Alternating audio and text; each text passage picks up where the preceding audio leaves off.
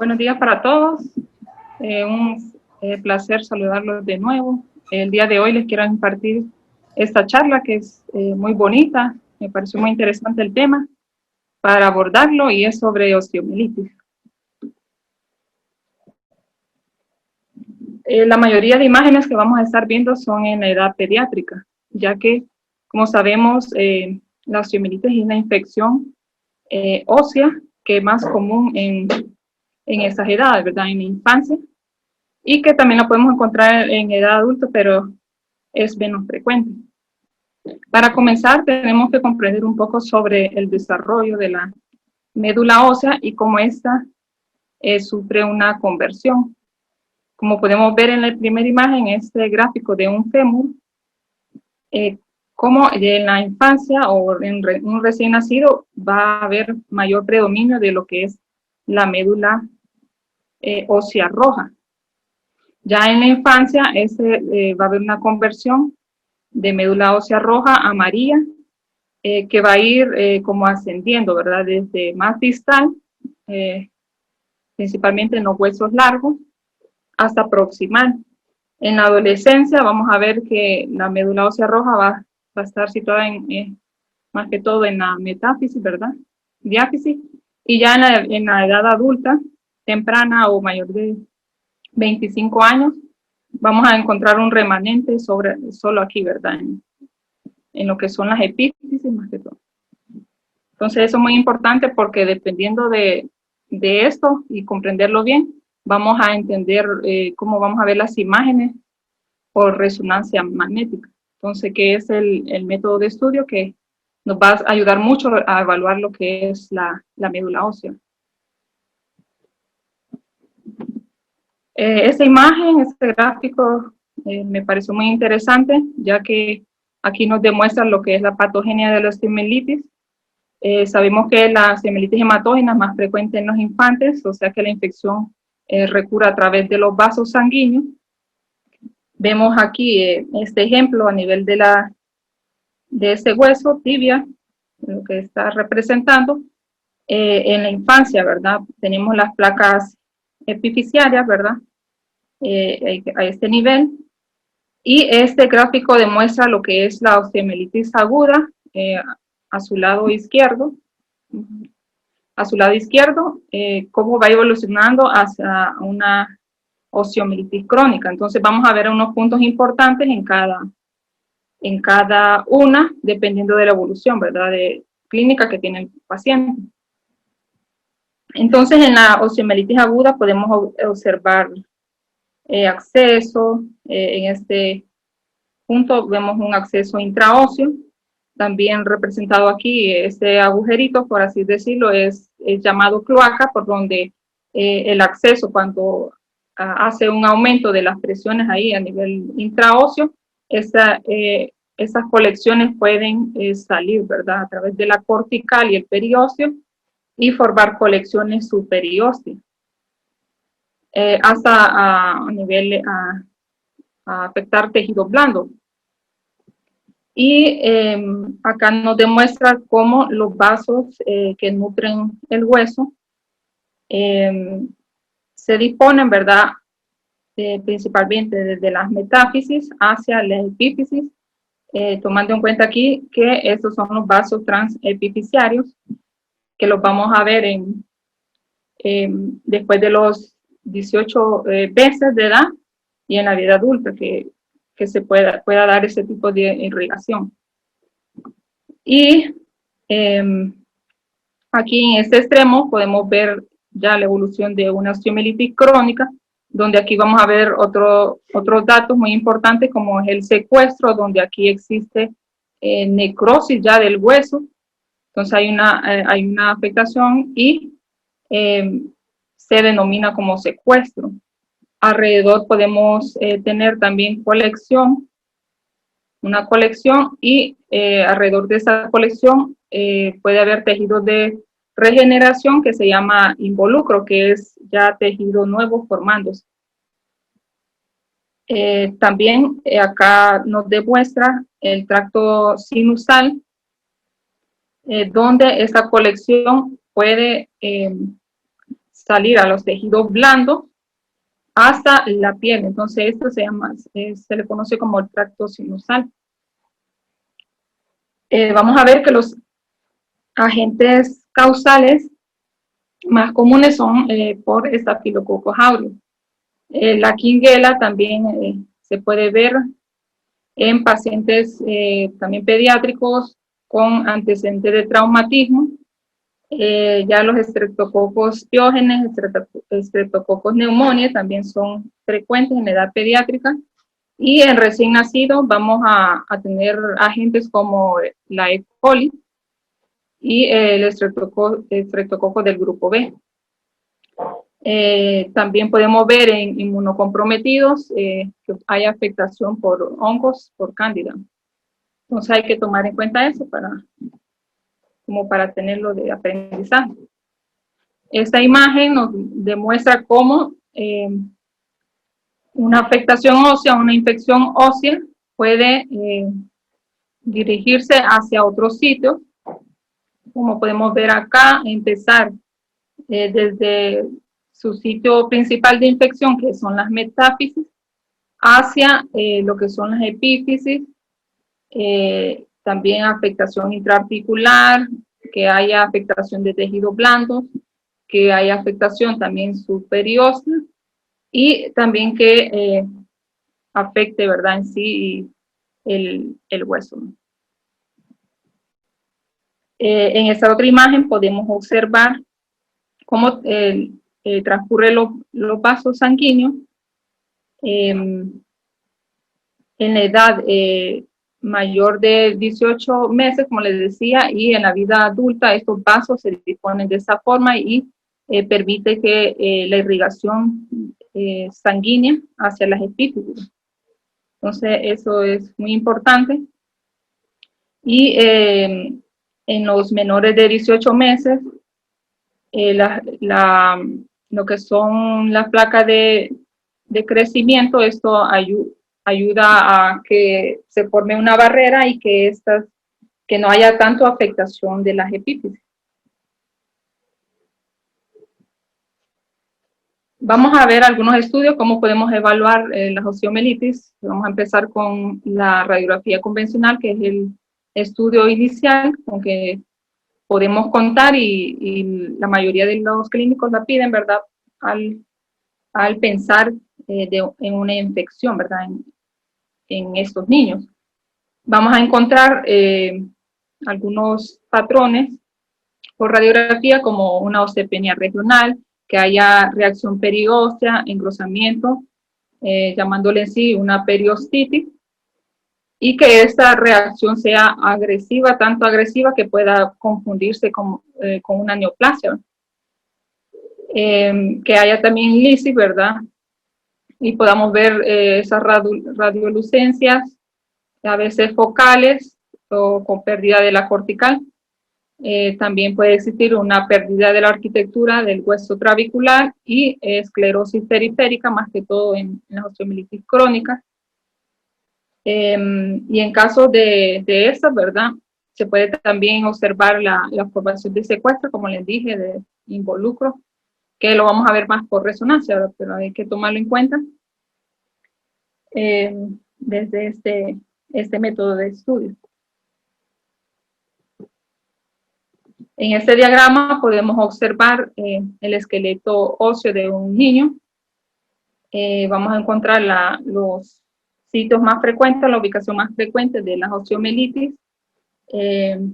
Más que todo vamos a ver que estos se ven afectados más que todo las extremidades inferiores, como el fémur, ¿verdad? Vemos el porcentaje, 23-29%, la tibia, la pelvis también, y lo que es el húmero, ¿verdad? Hablando ya de las extremidades superiores que se puedan ver afectados, pero vemos que cualquier hueso puede verse afectado, pero en menos frecuencia. Hay que tomar en cuenta la clínica mucho de los pacientes, porque por radiografía muchas veces, ¿verdad?, que cuando venga iniciando el proceso no se va a poder ver. Se dice que en los niños se va a poder ver por radiografía convencional un dato de osteomielitis ya a los 5 o 7 días de iniciado los síntomas, pero en los adultos se puede ver más después, ya aproximadamente de 7 a 14 días. Entonces, tomar en cuenta eso, la clínica mucho en estos pacientes también. Como les dije, por radiografía convencional podemos ver esta reacción periósea, ¿verdad? Que llamamos el triángulo de Cotman, puede verse también en estos pacientes. También la radiolucencia, ¿verdad? O afectación focal del hueso. En este caso, en un infante, podemos ver esa radiolucencia a nivel de las metáfisis, ¿verdad? Del húmero. Y en este otro paciente, a nivel de la rodilla, como podemos ver, se puede ver afectada la epífisis distal del húmero y puede verse esa radiolucencia, ¿verdad? Con reacción perióstea. También en esa imagen lo describían que había afectación de tejido blando y derrame articular. Muy importante también conocer de que la radiografía nos va a ser de mucha utilidad para ver la evolución de estos pacientes, como podemos ver en esta radiografía de lo que es la mano, ¿verdad? Donde incluye lo que es el radio a nivel distal.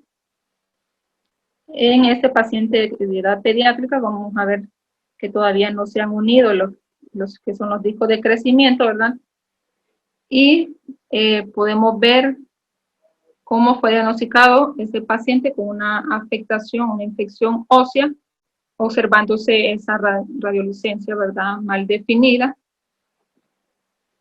con reacción periósea.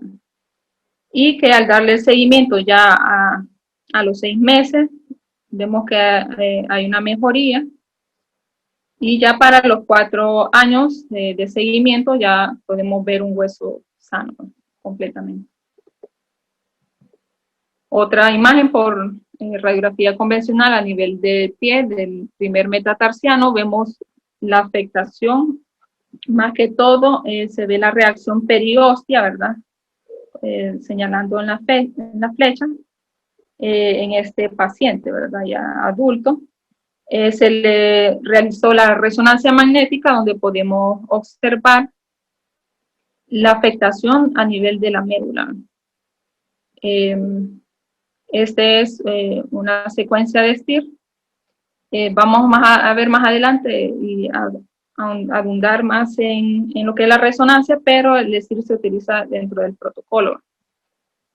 Y donde se suprime lo que es la grasa, como sabemos, y aquí en esta imagen nos demuestra la afectación de la médula, donde podemos ver que está hiperintensa. Alrededor podemos observar lo que es la corteza del hueso y vemos este defecto, ¿verdad? Que llamábamos anteriormente, como les explicaba, cloaca, ¿verdad? Que es por donde puede salir lo que es secreción purulenta y formarse esa acumulación a nivel subperióstea, como podemos ver aquí el periósteo señalándolo. Entonces, sí hay afectación de la médula y hay acumulación de secreción purulenta. Vemos los demás huesos, no hay afectación, no vemos que hay ningún realce y solo este se vio afectado. Perdón, ninguna señal anormal. La tomografía computarizada va a ser de ayuda, pero más que todo en pacientes ya con una evolución crónica. Esta puede tener la incapacidad de detectar lo que es el edema, ¿verdad? Y que va a ser más de utilidad lo que es la resonancia magnética para eso. Entonces, la tomografía normal no va a excluir si existe una osteomielitis temprana. También puede verse afectado por artefactos si el paciente tiene objetos metálicos que Es frecuente que se dé también osteomielitis cuando hay prótesis, ¿verdad? Hay operación quirúrgica reciente. Entonces, tomarlo en cuenta también que puede haberse afectada la visualización de los tejidos evaluados. Entonces, más que todo en estas imágenes nos demuestran lo que son los secuestros comúnmente encontrados en las osteomielitis crónicas, que es hueso necrótico, ¿verdad? Un fragmento de huesos necróticos que pueden puede irse renovando, como en este otro caso, donde había una fractura no consolidada a nivel del húmero, ¿verdad? Y vemos este fragmento que es lo que hablábamos, denominado secuestro, ¿no? Hueso necrótico. Y las flechas acá, en esta punta de flecha, nos demuestra cómo hay engrosamiento cortical debido a esa regeneración, ¿verdad? Ósea. Ultrasonido también es otro método muy comúnmente solicitado y que frecuentemente se realiza, ¿verdad? Lo realizamos y observamos una colección, ¿verdad?, de partes blandas. Aquí es muy importante, como es una colección heterogénea con tabicaciones, muchas veces se solicita para eso, para ver si es drenable o no. Entonces se dice que una colección mayor de 2 centímetros puede ser que que el paciente no se recupere solo con el tratamiento, entonces requerirá un drenaje o un procedimiento quirúrgico. Otra imagen también comparándolo la radiografía convencional con ultrasonido, donde vemos en este paciente pediátrico también, donde no hay mayor dato que nos sugiera una afectación, ¿verdad? Más que todo puede existir alguna reacción periósea, pero no nos demuestra mucho mayor, ¿verdad?, detalle. Ya al realizarle a este paciente un ultrasonido, se vio una colección, ¿verdad?, superiósea, que lo demuestra aquí la fecha. También se le colocó Doppler, donde había vascularidad, demostrando que hay signos de inflamación. Y esta también, esta imagen de abajo demostraba cómo hay ese embombamiento, ¿verdad?, del periósteo y la colección. Entonces, muchas veces podemos ver eso, pero en detalle el hueso sabemos que no lo vamos a ver. Entonces, en niños con osteomielitis hematógena, se va a ver mayormente afectado lo que son regiones más vascularizadas del esqueleto en crecimiento. Entonces, es frecuente, como les decía, el estreptococcus aureus, y puede, en la actualidad se ha visto que tiene un comportamiento más agresivo y que los pacientes no se pueden recuperar con antibióticos, ¿verdad?, convencionales o que requerirán otros procedimientos debido a que este microorganismo muchas veces tiene este gen denominado phantom gen de la leucocidina, que es un gen que codifica una toxina que produce necrosis tisular y destrucción de los neutrófilos. Entonces se ha visto que hay resistencia en estos microorganismos causados por estreptococos y que sean resistentes a la meticilina. Entonces, tomar en cuenta como un dato importante. Ahora, bien, a la osteomielitis, para su evaluación debemos de responder algunas preguntas muy importantes, como si hay infección o no, puede ser otra cosa, ¿verdad? Puede ser algún tumor, alguna neoplasia, ¿verdad? Puede ser algo inmunológico, ¿verdad? Entonces hay que tomar en cuenta si realmente hay infección, cuál es la ubicación de esta. Ya hablamos de las ubicaciones más frecuentes, si esta es multifocal, porque hay que tomar en cuenta y diferenciarla con otras patologías. También si hay colecciones drenables o no hay, ¿verdad? Si hay acceso superior.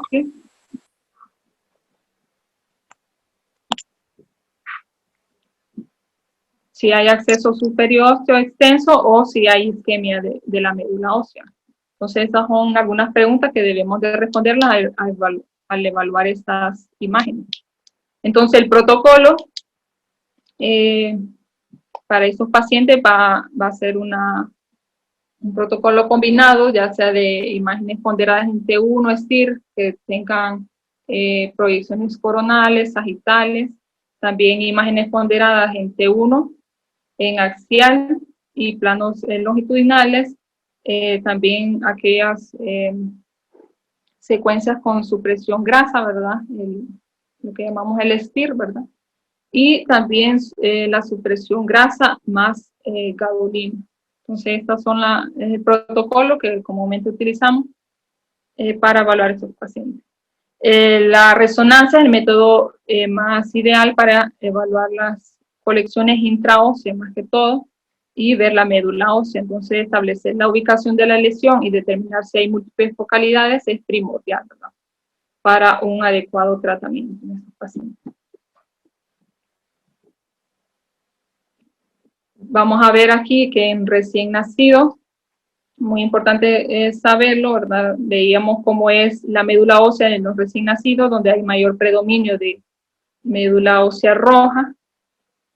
Entonces, lo que son las secuencias en T1 no nos van a ser de mucha ayuda debido a eso, ¿verdad? Por la intensidad de señal que va a pasar desapercibida alguna infección. Al igual que las imágenes ponderadas en T2 o STIR, ¿verdad? Que también no van a ser muy confiables para detectar una infección ósea. Debido a eso, ¿verdad? Que esos pacientes no tienen médula ósea, tienen un menor porcentaje de médula ósea amarilla o grasa. Entonces, para estos pacientes se recomienda que se evalúen más que todo las secuencias T1 con medio de contraste.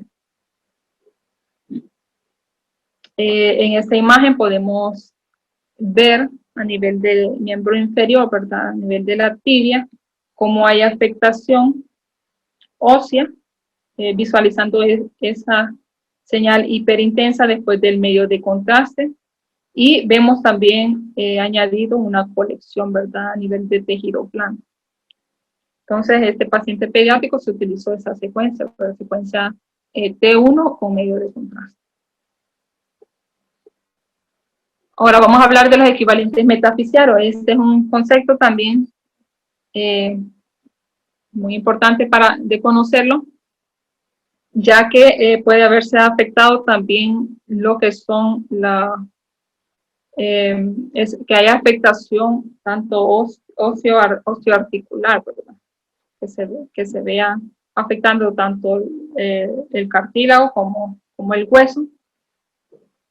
Aquí podemos ver en esa imagen, en este diagrama, la afectación del cartílago a sus diferentes niveles, aquí en el nivel de la epífisis, ¿verdad? Y a nivel de la metáfisis en desarrollo. Podemos ver también esta imagen en STIR, T2 STIR, donde observamos que hay afectación de este equivalente epifisiario a nivel del hueso ilíaco y hay afectación muscular, ¿verdad? Que hay una miositis, tanto de músculo ilíaco y de el músculo glúteo, ¿verdad? Como esta intensidad que no es normal se ve afectada por un proceso infeccioso. Esta es otra imagen de fémur distal, una paciente también en edad pediátrica, donde vemos las diferentes secuencias donde vamos a evaluar en caso de infección podemos observar esa secuencia, esta es T1, es decir, y con medio de contraste, es decir, con medio de contraste, donde visualizamos esta afectación a esta baja intensidad a nivel de la médula ósea que nos demuestra que hay edema, ¿verdad? Y también podemos observar en esta secuencia STIR cómo este edema real, tiene una intensidad alta. También podemos ver que a este nivel ya hay una formación de una colección superósea, ¿verdad? Y que al aplicar el gadolínio, estas van a realzar. Y hay realce también superóseo. También se vio que había cierta afectación a nivel de la tibia. Este ejemplo es un ejemplo de lo que son las colecciones superóseas, donde podemos observar cómo hay un embombamiento del periósteo, ¿verdad? Separándose de la corteza del hueso, hasta formar aquí una forma de V, que es ya la unidad ósea, que lo vamos a ver de esta forma. Entonces podemos diferenciar lo que es una colección superósea y no tanto de tejido blando. Y la afectación del hueso, ¿verdad? En esta secuencia de STIR. Otro concepto que tenemos que aprender es el signo de penumbra. Esto lo podemos ver en las secuencias ponderadas en T1, sin contraste, ¿verdad? Donde vamos a observar que hay un acceso intraóseo, ¿verdad? De baja intensidad de señal, y alrededor vamos a ver una intensidad mayor, ¿verdad? Una hiperintensidad alrededor de esta colección, que significa que hay una afectación infecciosa subaguda. Entonces este es el signo donde vamos a encontrar esa hiperintensidad en T1 sin contraste alrededor de la colección, ¿verdad? Y vemos el edema óseo también, la afectación ósea. Ya hablando también como otra causa de osteomielitis son los traumatismos. Entonces, los traumatismos vamos a pensar también y verificar si estos pacientes no han llegado a una infección. Muy frecuente en los niños, ¿verdad? Que sufren traumatismo y demuestran el dolor tal vez hasta después, o que hay un proceso infeccioso hasta después de pasado mucho tiempo. Entonces ya esos pacientes vienen con osteomielitis ya más crónica. Pero en este caso podemos ver por radiografía convencionales esa afectación, esa radiolucencia, ¿verdad?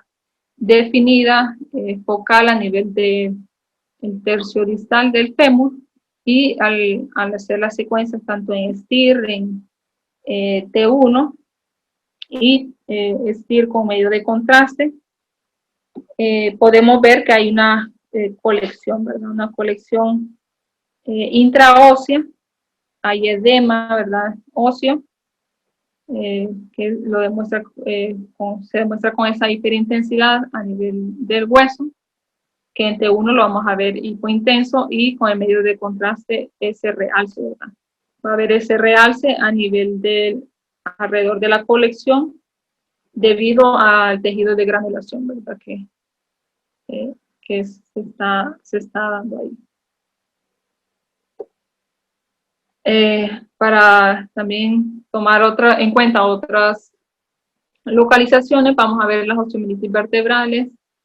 Es frecuente encontrarlos también en adultos, pero lo podemos ver en niños también. En este caso es una niña con sospecha de tuberculosis, debido a que en la tomografía se encontró ganglios mediastinales. Había una sospecha también de un acceso retrofaríngeo, Y como podemos ver en la primera imagen por tomografía en la ventana ósea, esa afectación a nivel de la vértebra C2, donde vemos prácticamente que hay pérdida de la cortical del hueso,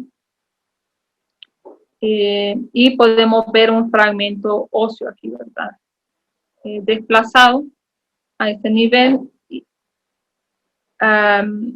Ya en la ventana de tejidos blandos, podemos, con medio de contraste, podemos ver que hay efectivamente una colección retrofaringea, ¿verdad?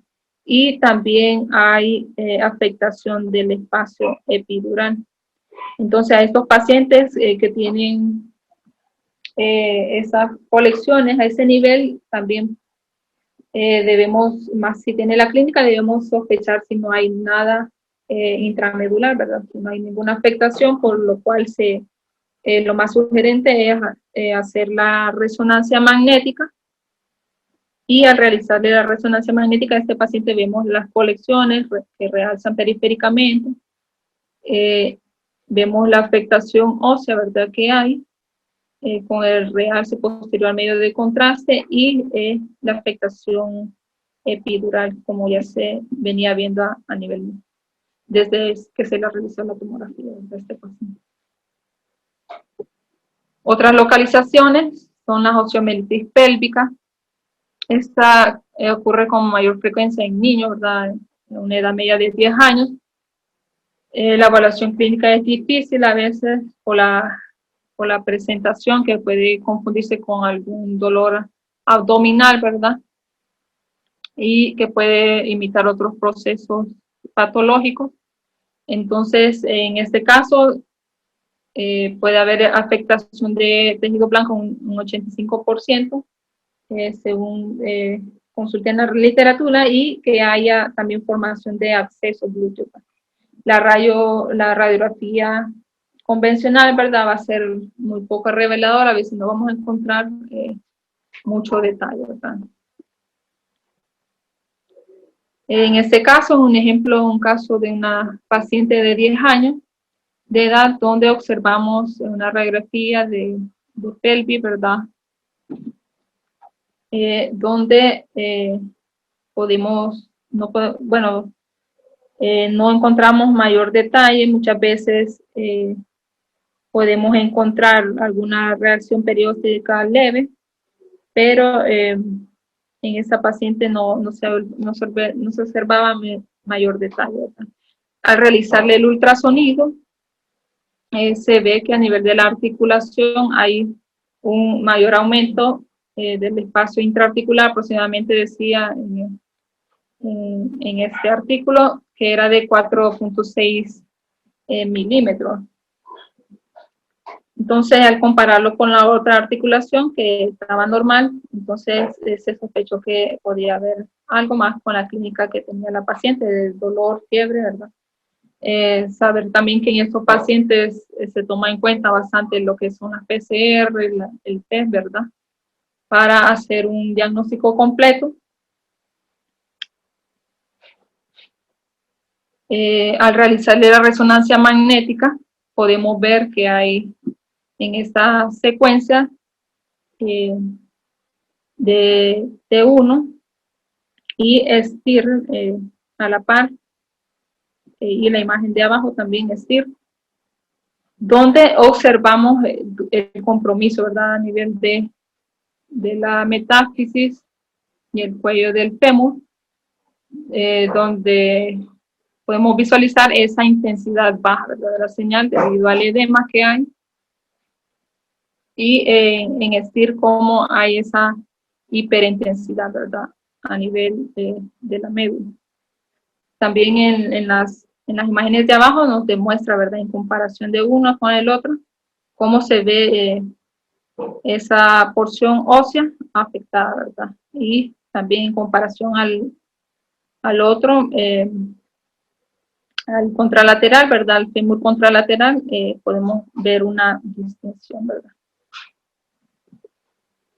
Ahora vamos a ver las complicaciones de estos pacientes al tener estos tipos de infecciones pueden conducir a lo que son artritis séptica, absceso superóseo, piomicitis, ¿verdad? Que se ve afectado el músculo, que hayan trombosis venosa, que haya afectación ya crónica, también septicemia, hasta llegar a afectación de múltiples órganos y hasta la muerte, ¿verdad?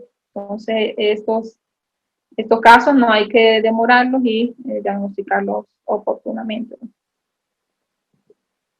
En esta imagen podemos observar algunas complicaciones de lo que son las osteomielitis, donde podemos observar tanto los abscesos o las colecciones de partes blandas, podemos observar trombosis. En esta imagen refería que posterior al medio de contraste no se observaba la hiperintensidad intraluminal, sino había ocupación por un gran trombo a nivel de la femoral profunda.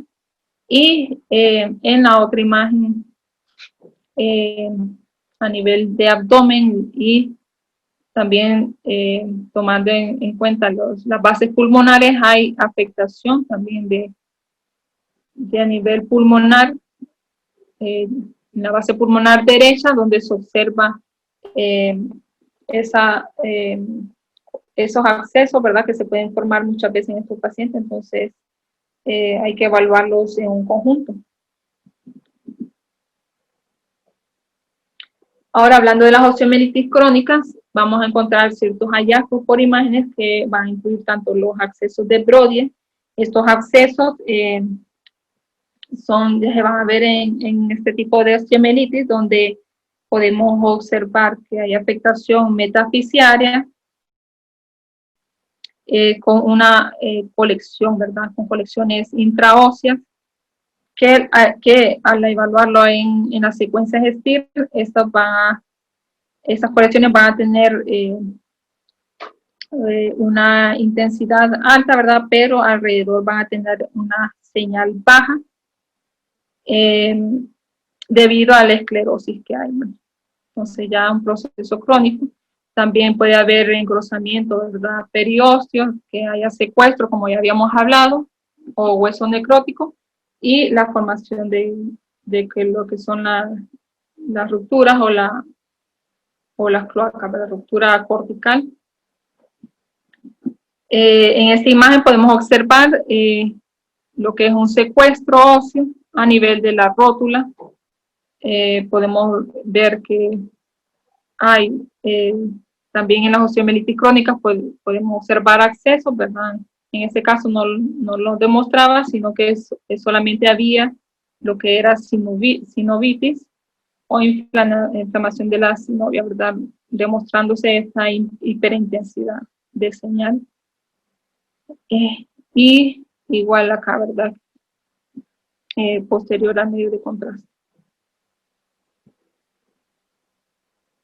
La osteomielitis crónica también es otro ejemplo, donde tanto podemos ver los diferentes métodos de estudio, por radiografía, por tomografía, donde aquí esa imagen ya la habíamos visto, nos demuestra un secuestro, engrosamiento cortical debido a crecimiento óseo nuevo, y estas imágenes no se las había mostrado, pero aquí es el mismo paciente donde podemos observar la afectación de partes blandas más, ¿verdad? Las colecciones, en este caso demostrándose a nivel del número distal, ¿verdad? En cortes axiales más ejemplificado aquí de esta forma lo que es la cloaca, ¿verdad? Que es el paso, que permite el paso de la colección hacia tejido blando, incluso hacia la piel, ya hablando del tracto sinusal. Y los diagnósticos diferenciales, ya para terminar, vamos a ver algunos de estos, que en edades pediátricas menores de 5 años hay que tomar en cuenta los neuroblastomas metastásicos, la histiocytosis de células de Langerhans, y ya mayores de 5 años lo que son las leucemias, los sarcomas de Ewing, los osteosarcomas, y en edad adulta, adultos jóvenes, los linfomas, y a edades más avanzadas, lo que son las metástasis y el mieloma múltiple. En primer lugar, tenemos como diagnóstico diferencial la histiocytosis de células de Langerhans o granuloma eosinofílico, ¿verdad? Que es una enfermedad que no tiene causa, ¿verdad? Aparente y que se da en niños muy pequeños, puede provocar destrucción ósea, igual que una osteomielitis y puede ocasionar edema también. Aquí la diferencia vamos a ver en la localización, ya que la osteomielitis, como veníamos viendo, es más metafisiaria, epifisiaria, ¿verdad? Y lo que son esta afectación por histiocytosis de células de Langerhans es más diafisiaria. Puede ser muy difícil el diagnóstico con una osteomielitis multifocal, cuando hay afectación de más de una porción ósea, ¿verdad? O más de un hueso, entonces ahí va a ser algo difícil de diferenciarlo, incluso de otras patologías, otras neoplasias, ¿verdad? Como el sarcoma de Ewing. Entonces muchas veces no vamos a llegar a un diagnóstico y hay que hacer diagnóstico diferencial cuando no hay una clínica, ¿verdad? De una osteomielitis, ya que también otros procesos, también neoplásicos, pueden darnos fiebre, ¿verdad? Y dolor. Entonces, en estas ocasiones es recomendable la biopsia. Entonces, también vamos a ver que en la radiografía convencional vamos a ver lesiones perforadas, perdón, que va a ser una pista muy valiosa en estos pacientes, más la ubicación que ya les dije. En estas imágenes por resonancia podemos ver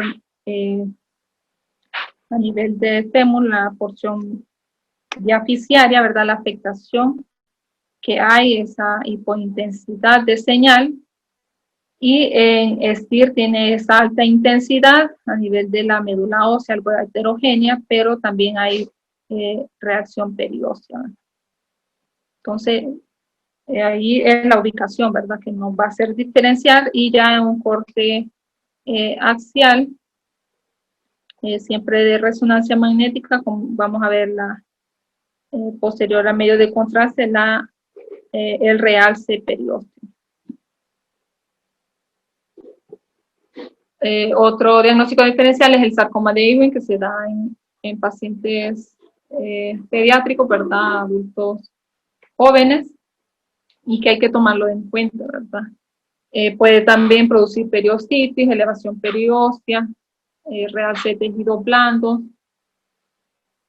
focos quísticos necróticos, ¿verdad? Y destrucción de la cortical, pero ya como hemos visto, ¿verdad? En clases anteriores, que nos demostraron muy bien que estos pueden tener calcificaciones, ¿verdad? Que muchas veces las podemos observar también por resonancia magnética en secuencias específicas. Pero eso va a ser la diferencia también con una osteomielitis, que aquí va a haber calcificación o matriz ósea, ¿verdad? Y esa reacción periódica en forma de capas de cebolla, ¿verdad? O piel de cebolla, que es típica, que lo podemos ver desde una radiografía convencional.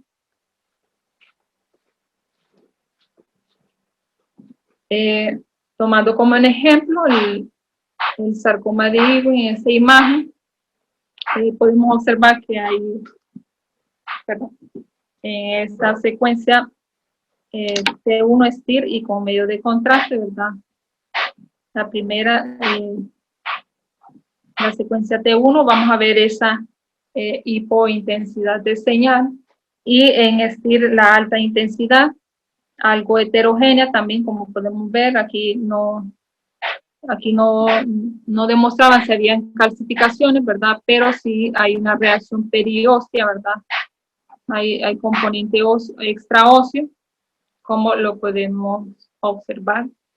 Y posterior al medio de contraste tiene un realce heterogéneo. Hay también hablaba de que había una transición abrupta, ¿verdad? Entre el hueso anormal y el hueso anormal. muchas veces lo vamos a ver algo también, algo definido, el sarcoma de Ewing, y por eso hay que hacer el diagnóstico diferencial con la osteomielitis. La osteomielitis multifocal recurrente es una patología que no es debida a un proceso bacteriano, ¿verdad? En no se ha visto la causa de esta enfermedad, pero puede haber afectación multifocal,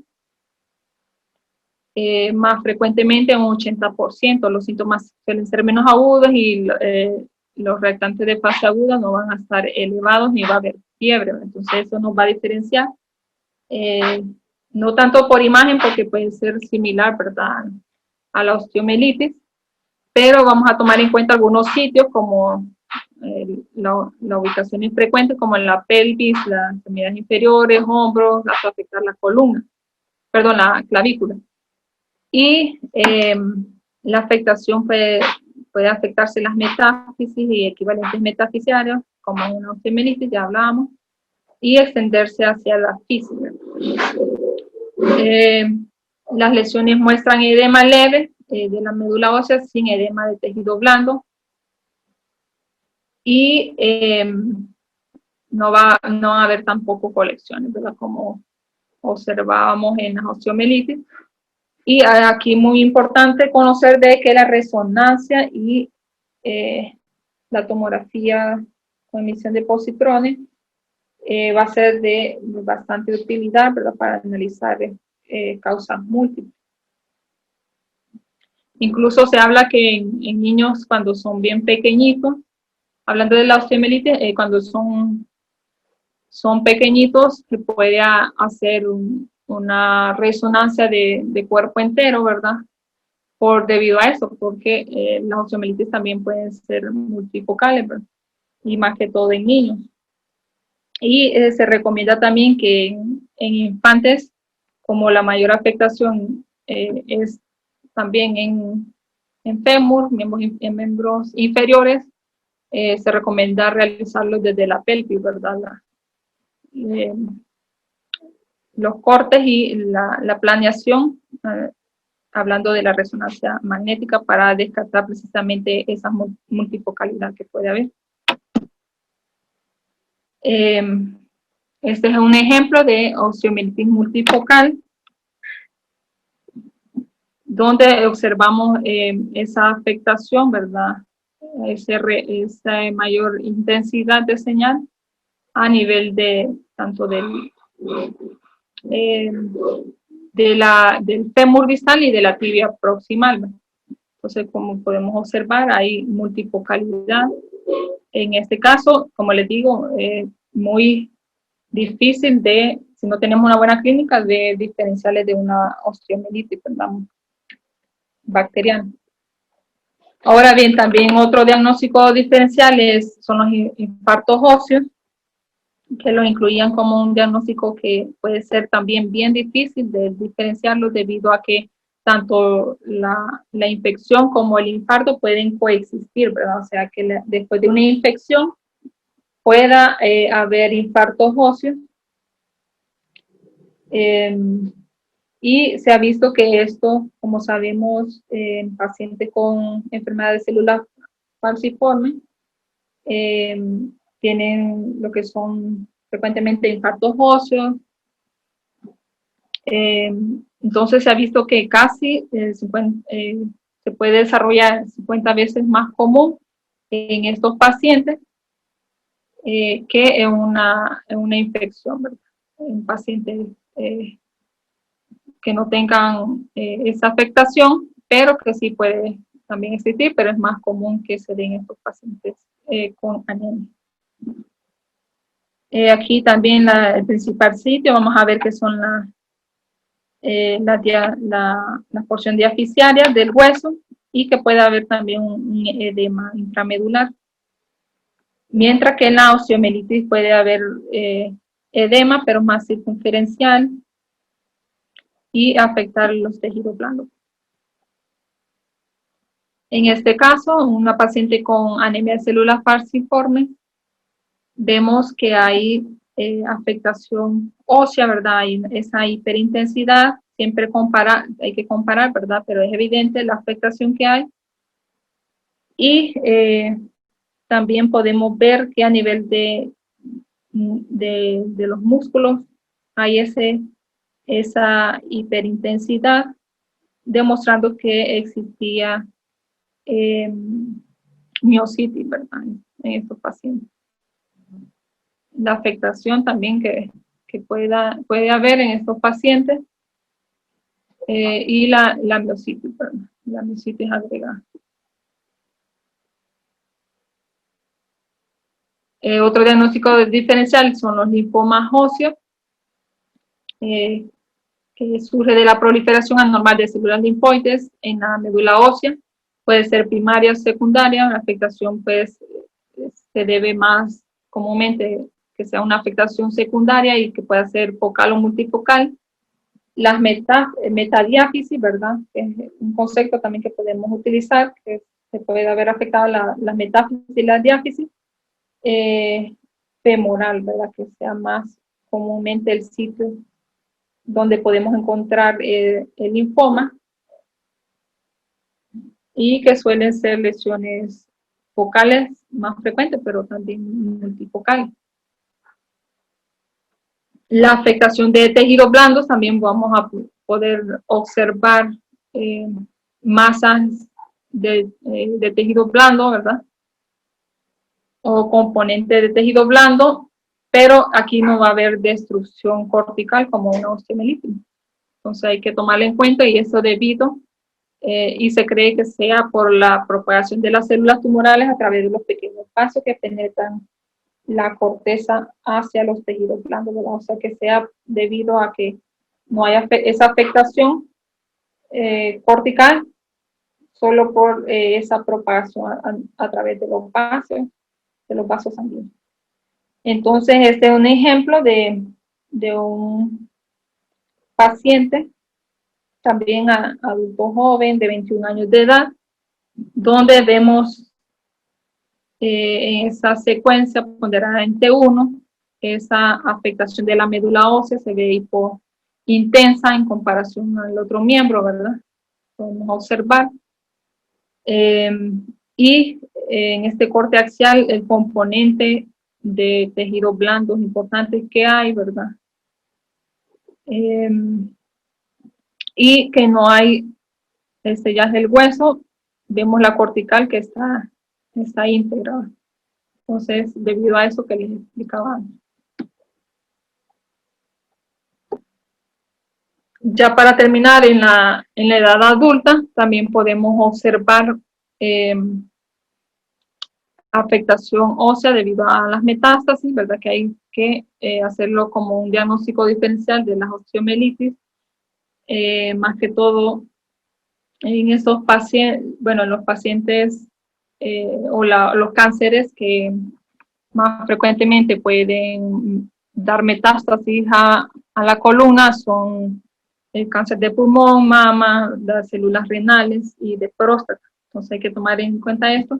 Y en T1 vamos a ver esa intensidad de señal, ¿verdad? Hipointensa o vértebras negras, como comúnmente la llamamos, ¿verdad? Y en STIR la hiperintensidad debido a que aquí en las metástasis hay un reemplazo óseo, ¿verdad? O sea, la médula que en la edad adulta, como sabemos, hay mayor predominio de médula amarilla, entonces va a haber un reemplazo, ¿verdad? De esta médula por células tumorales que tienen mayor contenido de agua. Entonces, por eso lo vamos a ver en STIR con esa hiperintensidad en esas dos vértebras, ¿verdad? Afectadas. Y en esta imagen nos demuestra una secuencia en difusión donde va a haber esa restricción también, que podemos verlo en caso de metástasis. Otro ejemplo a nivel de fémur distal, vemos esa tomografía.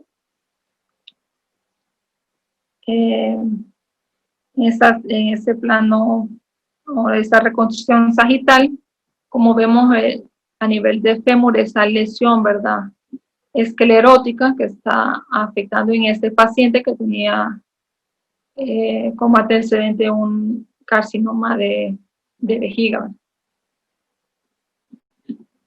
Podemos ver que en STIR, esa intensidad baja o intermedia señal, que está afectando a nivel óseo, y que en la secuencia de densidad de protones vemos esa baja señal. Entonces, siempre cuando veamos una baja señal, hay que sospechar, la verdad, desde que observamos un T1, sospechar de que sea algo metastásico. Y el mieloma múltiple también es otra de los diagnósticos diferenciales que les agregué, y hay que tomarlo en cuenta. Esta es una proliferación de células monoclonales, plasmáticas, monoclonales, y que se da en la vida adulta, ¿verdad? Más de paciente mayor de 40 años. ¿Verdad? Entonces, vemos esa intensidad de señal en T1, ¿verdad?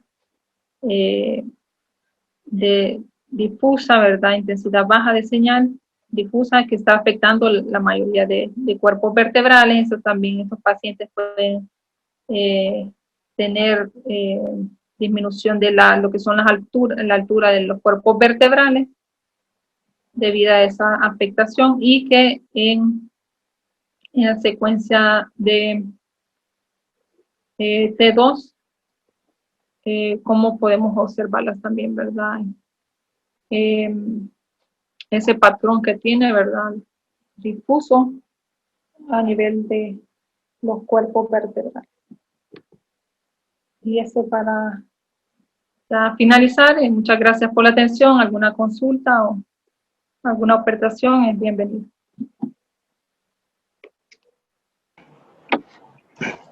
Hola, buenos días. Buenos días. Buenos días, doctora Sandra. Me gustó mucho su presentación. Está bastante didáctica y nos ayuda pues a todos. Solo quiero hacer un aporte principalmente para que les sirva a los R1 y R2. Y es que, así como usted lo ha mencionado, ¿verdad? Para poder estudiar todos estos procesos de osteomielitis, la resonancia magnética pues es una modalidad diagnóstica muy buena, porque permite esa diferenciación adecuada de tejidos, y además, como hay varias secuencias, esto permite ver si hay algún proceso de edema o si se está formando un absceso. Sin embargo, en el día a día generalmente nos suelen solicitar tomografías, principalmente cuando se realizan angiotomografías de miembros inferiores en aquellos pacientes que tienen diabetes y han desarrollado un pie diabético. Generalmente de Wagner 3 a Wagner 5, clínicamente ya se categoriza como que es una afectación en la que ya esté involucrado tanto tejidos profundos y puede involucrar también hueso. Entonces, el principal aporte que quiero dar es que siempre hay que recordar que al momento, cuando hagan este tipo de estudios, las angiotomografías, muchas veces el técnico no agrega una serie donde se haga un recon específico para hueso. Entonces hay que tratar de que en esos momentos pedirle al técnico que nos agregue una serie con un recon para hueso, para poder ver con mucho mejor detalle la cortical y ver si hay alguna afectación. Porque lo que hacen ellos ahí es que al momento de hacer la toma de las imágenes, agregan a esa otra serie donde le ponen cortes mucho más finos, como 0.625, y le dan otra ventana a la serie que nos van a dar luego. Y eso ayuda mucho pues para ver si hay afectación en los casos de pie diabético, porque cuando nos dan los cortes de 1 milímetro, a veces se pierde un poco la resolución. Y pues por lo demás, gracias por la presentación, doctor. Ok, gracias, doctor. Osteomielitis pero sí es algo que debemos conocer. Como bien mencionó Sandra, es una patología que afecta más frecuentemente a los niños y la resonancia ha sido uno de los métodos de diagnóstico más utilizados porque no tiene radiación, ¿verdad? Entonces, aunque no lo hagamos en la práctica diaria, es bueno saberlo y que en otros lugares sí se está utilizando. Y solo algunas aportaciones, así como puntitos claves. Recordar que en los niños el sitio más frecuente de afectación es la metáfisis. Los adultos también tienen más afectación articular y ahí es donde también juega el papel el ultrasonido, que muchas veces piden el ultrasonido a los ortopedas específicamente para saber si hay o no hay líquido en el espacio articular, porque ya le convierte para ellos ese paciente tiene que ser drenado, ya se convierte en una emergencia. Y la otra cosa que también que cada vez vemos menos, que es la osteomielitis tuberculosa, y cuando es en vértebras, también conocida como mal de Pot, para también tenerlo en cuenta, ¿verdad? Porque al inicio puede ser así como muy clásico, que solo va a afectar las regiones anteriores de los cuerpos vertebrales, pero ya cuando puede incluso diseminarse y formar grandes accesos, tomar parte blanda, discos, varios cuerpos vertebrales, entonces también tenerlo en cuenta, aunque sea un diagnóstico ya poco común, pero sí también tenerlo en cuenta en los diagnósticos diferenciales. Gracias, Sandra, por la clase. Ok, gracias. No sé si tiene más. Gracias, Sandrita, por la clase, muy didáctica. Hay muchas cosas que no las había revisado. Solo comentar, recientemente en una revisión establecían que el diagnóstico diferencial, principalmente en osteomielitis, se debe ejercer en menores de 5 años. Esto porque la osteomielitis es una gran simuladora, como usted lo mencionó. De hecho, en menores de 5 años, los diagnósticos diferenciales frente a lesiones ocupativas de hueso se establece entre esos dos, osteomielitis y el que usted mencionó, que es la histiocytosis de células de Langerhans. En ese caso, tener cuidado cuando nos llegan estudios para ultrasonido o radiografía o evaluación de alguna radiografía, en tener cuidado en lanzarnos de un solo en que estamos frente a un proceso neoformativo, ya que en estos casos pues tiene amplia importancia la evaluación articular, tal cual ya lo mencionaron, y la evaluación de estudios laboratoriales como PCR, BES, entre otros, para poder orientarnos y no lanzarnos a un diagnóstico neoplásico de entrada, ya que es bien estrecho las posibilidades en estas edades. Y no sé si han tenido oportunidad de ver bastante radiografía. Digo radiografía porque difícilmente, al menos en lo personal, nunca he visto una resonancia por osteomielitis como que llegue con esa indicación. Dado las limitaciones de recursos, siempre se usan los estudios convencionales. En ese caso, pues tener ese cuidado y de ver estudios previos, y la historia clínica es fundamental antes de dar un diagnóstico de neoplásico. Y básicamente eso en los adultos, pues ya interfieren otros factores de riesgo para poder tener una infección ósea, pero ya es menos probable. Pero en menores de 5 años, mucho ojo, que ahí es donde se centran los principales casos de osteomielitis. Gracias. Gracias, Sandrita.